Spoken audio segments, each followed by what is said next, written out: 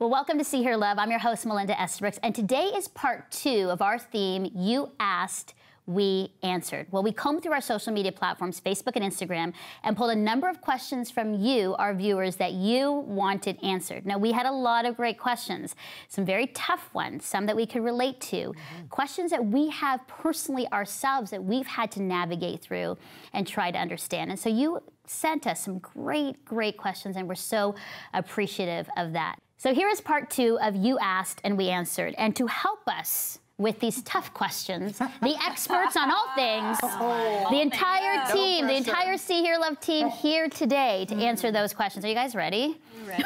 Yeah, baby. Woohoo! As ready as we can. Okay, well, let's start with Brenda, who sent us this question on Facebook. As a pastor, I get a lot of questions about prayer and how to hear and respond to the voice of God as He leads us in life. Often women feel like God isn't hearing their prayers or is for some reason silent and not responding. I hear their frustration, disappointment, and doubt as they struggle to figure out how to communicate with God effectively. So here are some of the questions. How do you hear and respond to the voice of God in your everyday life? What do you do when you feel like God is silent to you? And how do you communicate with God effectively? And finally, how can you be sure you're in God's will?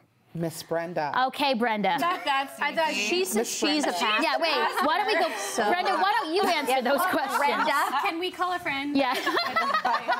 Okay, well, let's start off with prayer. I think that's a good one. And have we felt that same way where we have felt God has been silent when we have communicated? Totally. Yes? Yeah. And tell me about that experience. What and why, and how did you kind of come to that place of, He's not abandoning us, He may be silent?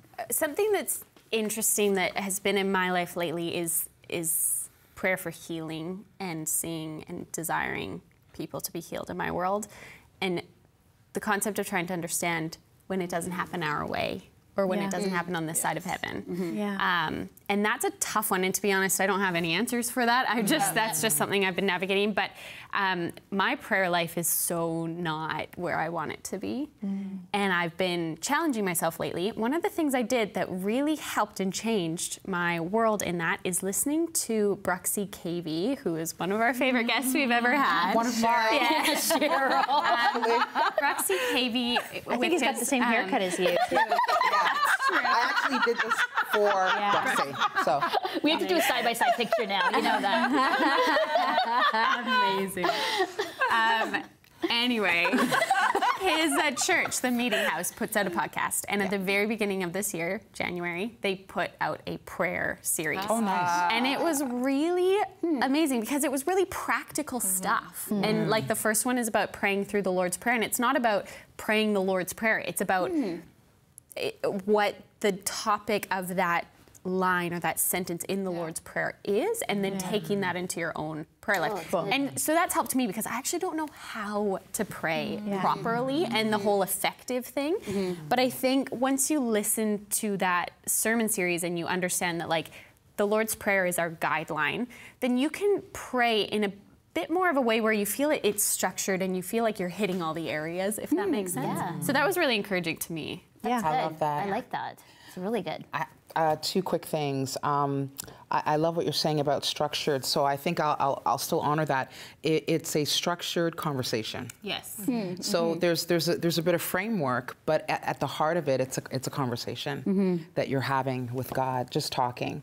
What helped me through the silence was when I came into the awareness or the understanding that silence doesn't mean no. Right. Silence means wait. Just wait. Yeah. I used to think silence was you're not with me, you don't hear me, you don't approve, you're not around, you don't care, all the negatives. When it's like, I don't know where you got that from, Cheryl. I'm just being silent because there's a moment of growth, learning, understanding. I'm preparing you, I'm shifting you, I'm moving you somewhere. And the answer's over here. Just get there, So silence is not as negative as we try to, as we put on ourselves. Well, that is the answer at the moment. Here is the answer. The answer is, like you just said, wait, the silence. There's the answer. I am not a good prayer, actually, because I feel like all of mine are unstructured. And yelling, not yelling. That's okay, too. That's but that communication. Is when I guess in my silence, do you know where I live? Do you have my address? Yeah. Why have you forgotten me? Like, I realize God's not afraid of my questions. He's not afraid of me going, hello, but it is just communication. And some days, I feel like I'm just in constant in my head. I'm going to ask you because you're the pastor. Like, I feel like some days I don't have that set aside prayer time, but I feel like it's this running conversation all day. In the car, making dinner, because it's just me and him, and in that moment, I've got this time to talk to him. Kind of like, does that make sense? Yeah, I think like you have a husband. Yes. Sometimes you're just like hanging around, Yes. doing life, laundry, groceries, whatever. And sometimes you're talking, and sometimes you're sitting in the car listening to music together. Yes. And sometimes you have a date. Yeah. Or you have a heated conversation. a discussion. Exchange of ideas. Exchange of ideas. Yes. And I mean, it's the same with God, that there are times where we're just doing life, and we want an awareness of His presence at all times, with and in and amongst everything we're doing. And sometimes it's a date. Yes. I like that. Yes. That's good. I like that a lot. And some people have more of that structured the date. I don't know why I keep talking about dating all the time. Listen, It's on your brain. You can send them my Instagram. They can look at me, and then they can message. So, but in the same way as with a date with your partner, right? I mean, there's times where you have structured time together, and there's times where you're just chilling. I you're love just hanging that. out. That is It's so just- it's the same good. with That's God. good, That because is I've so never good. been afraid of the silence. I think it's because I'm like, okay. I I like mean, that. sometimes there's moments where I'm like, there's a lot of other things happening in the world, and he could be busy, or maybe he's. No, but I love that. No, but I'm being very but I'm very honest with my relationship with God. And people say it's so funny, Mel. It's childlike, but it's very real. Because sometimes I'm like, hey, that's cool. I think actually you should be worried over there because I'm being complainy right now, and that's fine. And other times I'm like, I think he's letting me sit. Because I love to talk and communicate. I always want to hear, and I want things fast. And I think this is God saying, no, here's a discipline, Melinda, of you being quiet and silent. And there will be something you'll miss if you're always talking, whereas in the silence, you're going to hear something that could be quite different. Can I rattle the cage for a second? Is that okay? Okay, so this is a little bit, it's a tough love statement. I'm a mom of 3 kids, 2 boys, 1 girl. From 21 down to 15, and then I have like this adopted that's 3 kids in 1. Here's what I know: when they come to ask me things that I feel don't merit an answer, they'll get silence because they know the answer. This is the tough love part. I warned you. We're all like, oh. Should I put my shoes on right now? Well, you have football, so are you running without shoes? You know the answer. Right. So right? So Exactly. some things I just look at them and they're like, okay, fine, I'll get dressed. Like, so why am I saying that? God, should I serve? Should I give back? Is this? Should I worship? I like to sing. I love to sing. Should I sing at church? There's some things that are just we can get a bit religious about it. Asking God, like, should I put on the red shirt, the blue shirt? When God's like, I've written a lot of my answers right here. Yeah. I hear He's spoken to us. Yeah. Like if He said nothing else to us in our entire life, audibly, tangibly to us individually. He has. He has already given us thousands of words, and we don't read them very much. So if you're not hearing from God, why don't you just read the ones you already said? But more than that, what I'm hearing you say, if I could summarize it, it's the difference between a prayer life that is childish and childlike. Childish is the like, are you kidding me? Like, how long have we been together as a family? Like, don't you know you're supposed to put your shoes on now? Like, should I that's feed the hungry? childish. Right? Like, don't be. It's an immaturity. It's a like, okay, time to grow up here. Like, I'm not going to answer that again. And I love you, but I'm not going to answer that again. You already know what to do here. Don't be a baby about this one. Now, childlike is the hopefulness, the anticipation, the belief and trust, the wonder, the love of God for us that we can sit in silence. That's so good. But that's childlike. There's a hopefulness to it. But childish is our immaturity. And I don't think God's wagging his finger about it. You're not doing that as a parent. I'm not hearing you say that about when your kids. No, but I'm saying sometimes it's silence is just because you already know. You already know. I think Child, also, you know. I think also knowing who God is. Like for me, when he's quiet, I'm like, it doesn't bother me because I've really worked and in my life as a woman and saying, okay, I've decided to follow Jesus. Worked at like, who is he? And I'm not afraid that if I don't hear from him, that it's something wrong with him. I'm just like, okay. And people have said that is quite childlike. But I just, when you get to know him, you understand the relationship. And I love how you said that with Chris. Sometimes we sit quietly in silence and don't talk. And it's okay. And sometimes I ask him something and sometimes he won't respond because again, maybe he's busy or whatever, but and sometimes I get a little annoyed and that's like what I'm with God. But I know that eventually either I'll come to the conclusion or he will say something. And so I'm pretty confident. And I think that's just comes back to, again, our encouragement to our viewers or to us about get to know God, like his character, who he is, so that you're not so offended all the time when these things don't happen the way you want. Because that's not a relationship. Like that's just a bad situation altogether. Jen, what are you're thinking about that for prayer? Yeah, and I mean, for me, is he silent or is it just like, I mean, I think I watched a lot of Charlton Heston movies as a child, probably too many, so I expect kind of the burning bush and the voice. And, whereas for me, it's the answers are often through people or through a call on my life or through something that I read or even what's pushed to me in Facebook, right? Like it seems that sometimes it's not as direct as I would like, because I would like the voice, because then it's clear and you go and do it. But often it's that just impression on your life, your gut feelings. He talks to us in a myriad of ways.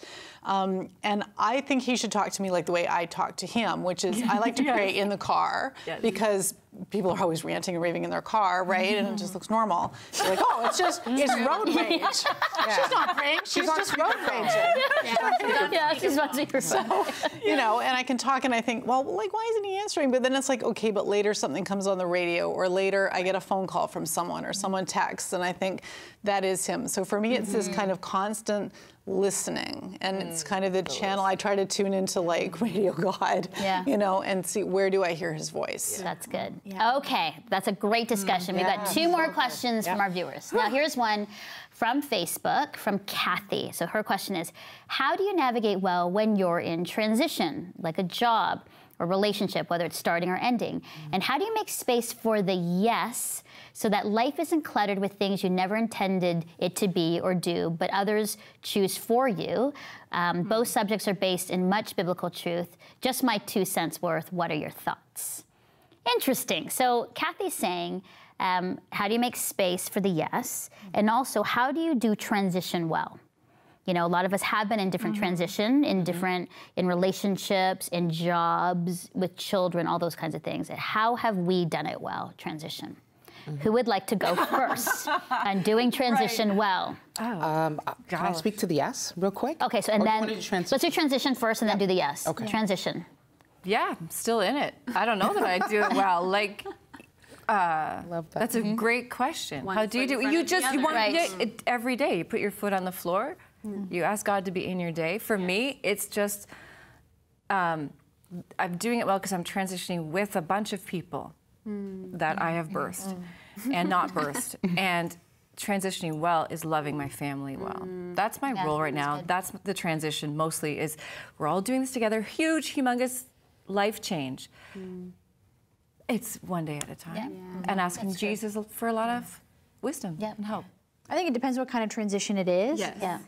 So I'm not sure exactly what the question is referring to. So for example, if you're transitioning a job or you're transitioning a place where you live or transitioning a church that you have gone to a new, like we've talked about that around here, all kinds of transition. I think you need to honor what was, particularly leadership, a boss that you had, influencers, teachers in your life in that season, in that place.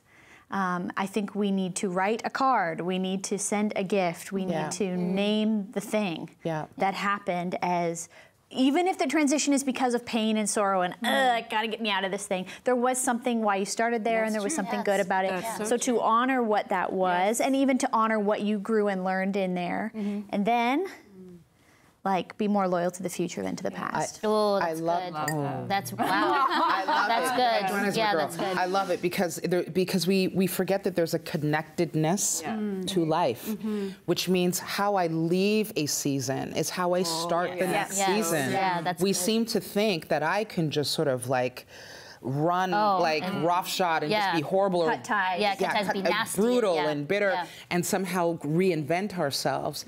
But life has always shown us that God will always bring these things around. Lessons get repeated if they're not learned Yes. and Yeah. mastered. Yeah. And I've seen too that when I've left something, I left well. Years later, when I've come into another show, into another opportunity, those same people that I worked for me, because of the relationships that we maintained and honoring, they have either still connected with me, given me another opportunity, supported in a way that I didn't know 20 years later would come back. Yes. And I don't do that for that. I think, Joanna, what you're saying is that honoring them. And because, and again, life is connected. And in small circles and communities, you will connect back to those people. Of course. So you want to be honoring Yeah, and if the transition is like, I think I know who Kathy is, maybe it's a transition of the generations of their family. We've talked about this on the show, another show where you talked about the transition of your kids moving from your home to being adults out on their own. That's a different kind of transition. So again, honoring what was, what happened, what was learned, that's good, and there's some grief that's attached to that, of course, but the being loyal to the future more than the past. That doesn't mean you disregard or dishonor the past, but to look ahead and say, like, what is the new thing? Who do I need to be? Like, it's stuff like in a new season, like, how am I going to be physically healthy to honor the future me, to honor the future that I'm walking into? How am I, how am I going to, be in my marriage? How am I going to be emotionally healthy and going to counseling? I don't know, whatever it is. In those transitions, we have an opportunity to build a new foundation of what we're going to need tools along the way to the next thing. I think too, in what you're saying, like, be in your season now. Be in your now season. Don't look to the next season. Don't look to the past season in bitterness and wish you were still there.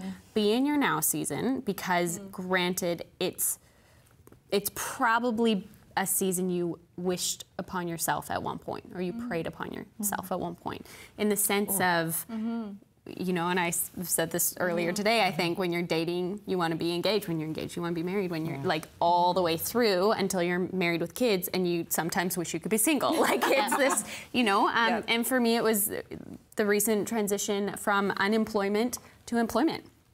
And realizing that in my unemployment, I had time, and it was so nice. And I just, I just enjoyed it. All right, so let's go now to making space for the yes. Very interesting, because you're kind of like the yes, but it's a good question what Kathy is saying. It's like, here we are as women, maybe some of us say yes too much, but sometimes we don't give space to the yes because we're so full of all the other stuff that maybe we shouldn't be doing. I don't know if that's something that resonates, but what would you say in making space to the yeses that count, the yeses that are good? No, best. Right? Yes. Well, I just caught myself at best. Yeah. So what would you say to that? How do you do that? And is that something that we struggle with personally? I think it's, for me, especially when it's coming out of transition and trying to make space for the yes, I don't like uncertainty, and I don't like when things are not nailed down. And so for me, I see I'm on a platform, and I'm getting to this platform, and then I leap, and I want that leap to be really, really fast. And so, but I think it's in the leap that you have the view. You have the view of everything, and that's where you can start to carve out what are the yeses I should be saying yes to? What does God want for me in this next season? I'm so quick to get here. Like, I literally have probably over 100 domains registered because I get these ideas. Right? I do the same thing. I do the same thing. I think I have 5 at the moment. It's like, midlifeexcellence.com. And then I'm like, because I'm going to be that person, then I'm going to be this person and this person. And I'm like, okay, I got to get my domain. And I want to like lock in rather than going, okay, I'm not quite sure what it's going to look like here. Yeah. I need to pray about it. I need to look around. I need to ask people. I need to get some good counsel. I need to pray for discernment. And then when I'm here, it's where I'm supposed to be. So instead, I'm here and I'm jumping, because I just want to land. And it ends up being really chaotic. So for me, it's when I'm here trust that God will catch me. Trust that over here there's going to be something good, that I don't have to like force it all the time. And that for me is, it's hard, but I think it's necessary. Can I just piggyback that? I think it's important to distinguish between your yes and God's yes. Yeah. I think God's yes will always bring balance, harmony, and capacity. When it's God's yes and you know that, and that's probably a good way to kind of check, like, is this me, is this you? God's yes will always come with the capacity to do it, where you'll find that you're doing all these things, but yet there's room and there's flow and there's peace. Your yeses on your own, what I want, I think, it looks good, making those judgment calls, comes with a season of overwhelming frustration. And so it's so important, if you are in a place of, I'm overwhelmed, there's too much on my plate, I'm losing health, peace, relationships, I'm bleeding out. Good sign. Maybe not God's yeses for you. Good. All right, one last question from Jade, who sent us a Facebook message. Now get ready. Thank you, Jade. We love Jade, but Jade has some really good questions for us. Okay, so Jade starts off with, how do you find your purpose in life? Oh, gosh. Jade. Now, this is something, she says this, Jade says, this is something I've really struggled with, wondering if I am in God's will and not really knowing if what I'm doing is what I should be doing in all areas of life. That's just her first question, then we're gonna go to the second one. So, what Jade is saying is, how do I know that I'm living out the purpose of my life? And, you know, how do you figure that out? How do you get there? How do you know as you're living that this is the purpose that I'm assuming what she's saying is that God has you doing? Big question. Yes, Abby. Raising her hand. Yes. Because I had a mentor walk me through this one time, and it included so much wisdom that I think we should all take this and moving forward. And this was in a decision-making context of moving forward and in the will of God, as Jade was asking. And she said, you know if you're in the will of God if it's in line with who He made you to be. So first step, who has He made you to be? And what are your passions and what breaks your heart? I think you need to figure those out first before you can move into anything. So is it in line with who God made you to be, and is it in line with His word? So essentially, if it's illegal, maybe not. But like, so it was a I'm really good at saying that. So it was, she said, so we don't have to question in this situation, she said, if it's in God's will, because both of them align with who He's made you to be, and they're both in line with His word. They're not against it. And I was like, that's so simple, but it was really changing for me. And then she went on in the decision-making process to say, what are your goals and which option gets you to that goal? And why are you afraid of moving in that direction? And when I shared the why I'm afraid, she was like, that's a dumb reason to be afraid. You're like, and it was just this, and so figure out what breaks your heart, and like, if there's something that really burdens on you, which like one of the things for me is human trafficking, like, and so for me, a piece of my purpose in life is making a difference in that area. I don't know the details of it, but whatever I do now, if it can affect that in this world, great. Okay, good. One other person, thoughts on purpose. How do you know that you're living out the purpose of life, of what God wants you in your life? How do you do it? Any other thoughts? Sometimes I think that we don't know our next steps, but I believe, and I think there's even a verse that talks about loving one another and loving Jesus. This is God's will for your life. There is a verse that talks about that. Like, sometimes it's just as simple as being like Him, loving people, loving Jesus. This is God's will for your life. For about 85 years. And that will, sometimes that's all we need to know is here. That's good. And sometimes, after we have started working on that, there becomes like a more specific thing. And then it flows. You know, the purpose of our life is often just right in front of us. And then maybe a door starts to open in one direction or another as we begin to identify our passions and the things that bother us. Can I ask you, Joe, to write us a blog? Right on set. I mean, we could do this now, but she walked me through something in Australia, actually. I did? Yes, along the lines of this. We were in Australia, and I was like in this, like, what am I doing with my life? And it was a grid. Yeah, I remember this. Yes. Yeah, I will do that. Yeah. It was really fascinating. It was about what you've been through in life, and it was really good. So that would be helpful. I like that. Yeah. Okay, so we've done purpose. We got our last question from Jade, and it's all about forgiveness. It's a big one, and we literally have like 1 minute. Oh, okay. So here's the question from Jade. Why do I have a hard time forgiving myself? I feel like I've done so many things wrong and still am doing things wrong, and I know I'm forgiven in Christ, but I have a very hard time forgiving myself, and sinning is so easy. Even now, as a wife and mom, I often feel like I'm not measuring up. Then I end up feeling anxious and upset, which doesn't help anything. So how do I live a life effectively looking at happiness, forgiving oneself, and living with integrity? Question Jade, mark, question mark. What an amazing and honest question. It is, Yeah, and I'm totally. so thankful for Jade and her support to us. But that's a big question about forgiving oneself. What would you say to Jade to encourage her as she struggles with, she's like, I feel like I'm always sinning, and then I feel like, God's forgiven me, but then I'm still hard on myself. What would you say to her to encourage her? For me, I think it's just looking to Jesus. I mean, I think the world is a world of judgment and punishment, and everyone's always, they did this bad. But Jesus wants us to be loved and forgiven. And when he talks about forgiving people again and again and again and again and again, he wants us to forgive ourselves. I think first and foremost, because until we can get to that place of peace with ourselves, it's hard to extend out into the world. So it is, for me, a commandment that we must forgive ourselves. That's good. That's really good.